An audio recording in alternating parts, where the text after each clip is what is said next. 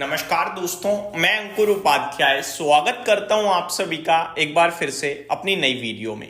दोस्तों, ओला इलेक्ट्रिक लगातार चर्चाओं का विषय बना हुआ है। ये शेयर बीते कुछ समय में मैंने 2-3 वीडियोस भी बनाई हैं और क्लियर कट ओपिनियन शेयर किया है कि स्टॉक नेगेटिव साइड पे है, काफी फॉल आ चुका है। हाईज पे मैंने आपको बिग अलर्ट कहा था कि कंपनी पे प्रॉफिट नहीं है, कंपनी का मार्केट कैप 60-65 हजार करोड़ का हो रहा है। हीरो मोटोकॉर्प जो इतनी पुरानी कंपनी है वो इससे डबल रह गई है, बस कुछ मतलब उसके पास पहुंच रहा है मार्केट कैप। मैटर ही मतलब ही नहीं बनता इतना महंगा ट्रेड करवाने का इस शेयर को, तो सावधान रहो। लेकिन तब चल रहा था, लोगों ने खरीदा कि प्योर ईवी प्ले है, प्योर ईवी प्ले है।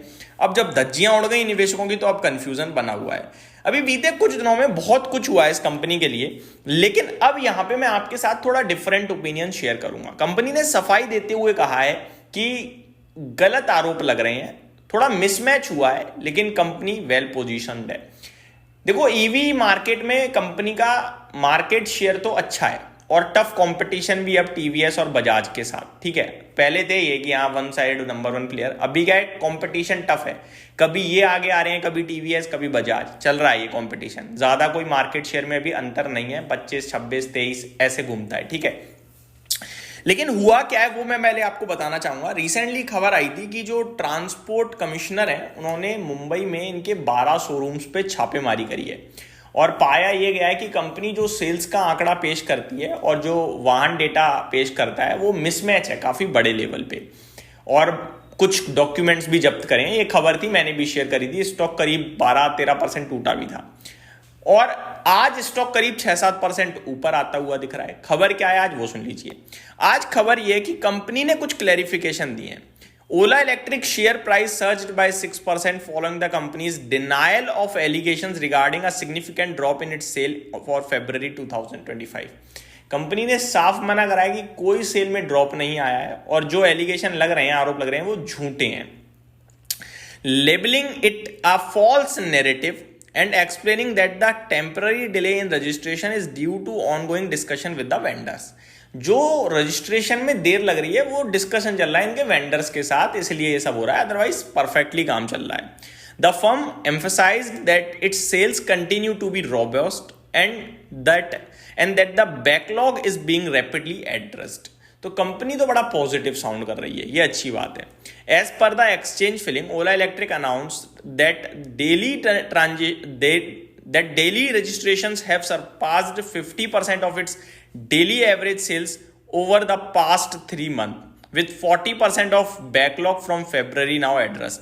The company indicated that the remaining backlog will be completely resolved by the end of March। तो जो ये मिसमैच या दिक्कत चल रही है ये जिस मार्च तक समाप्त हो जाएगी और इसीलिए शेयर का प्राइस भागता हुआ दिख रहा है। The questions especially relate to inconsistencies between vehicle registrations on the Vahan portal and the sales data disclosed in its regulatory filing। तो यही जो मैंने आपके साथ शुरू में बताया कि थोड़ा मिसमैच था, उसको लेकर कंपनी ने चीजें क्लियर कर दी हैं। अब सुनिए ध्यान से। इस स्टॉक में जब 2 दिन पहले तेजी आई थी तब भी मैंने कहा था कि 56 रुपए 50 पैसे के ऊपर सही दिखेगा चार्ट, अभी तो बहुत खराब है, कुछ नहीं करना। स्टॉक ने नीचे करीब 46 रुपए का लो लगाया है, नीचे से काउंट करो तो 20% रिकवर हो गया है और ऊपर से तो धज्जियां उड़ी पड़ी हैं, इशू प्राइस से भी बैंड बजी पड़ी है।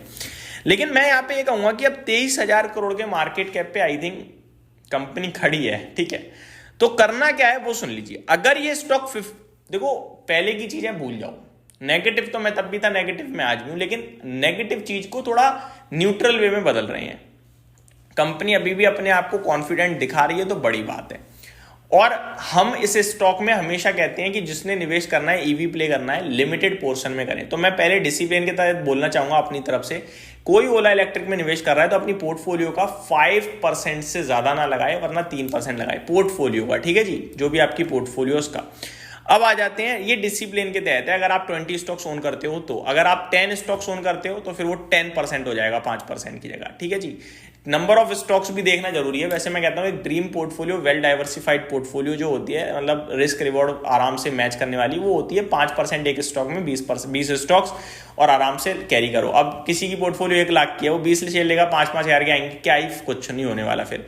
तो वो बड़े अमाउंट पे काम करता है ये सारा चीज़ें, डिसिप्लिन जो है। आपके पास 1 लाख रुपए तो फिर तो आप डेफिनेटली 4 स्टॉक्स की पोर्टफोलियो ही बनाओगे, 2 की बनाओगे, तो वो एक अलग सिनेरियो बन जाता है, ठीक है। लेकिन अगर आपके पास 1 करोड़ रुपए तो आप उसको टुकड़ों में बांट सकते हो।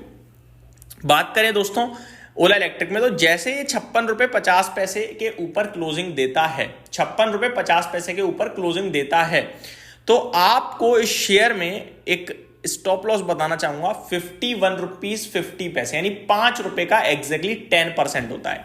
इस एसएल के साथ आप इसमें अपनी पोजीशन बनाइए और बैठे रहिए।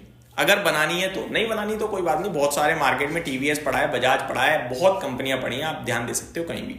लेकिन ओला इलेक्ट्रिक को प्ले करना है तो 5650 के ऊपर प्ले कर सकते हैं टेक्निकल टर्म्स पे, और 5150 का स्टॉप लॉस लेंगे, जहां पे अभी रिसेंटली स्टॉक ने कल या परसों ही लो लगाया और वहीं से घुमा है। और आपके जो टारगेट्स हैं, फिर मेरे को लगता है ये स्टॉक पोजिशनल बेसिस पे 74 रुपीज तक पहुंच सकता है। जी हाँ, 74 रुपीज से ही फ्रेश राउंड ऑफ सेलिंग आई थी इसमें।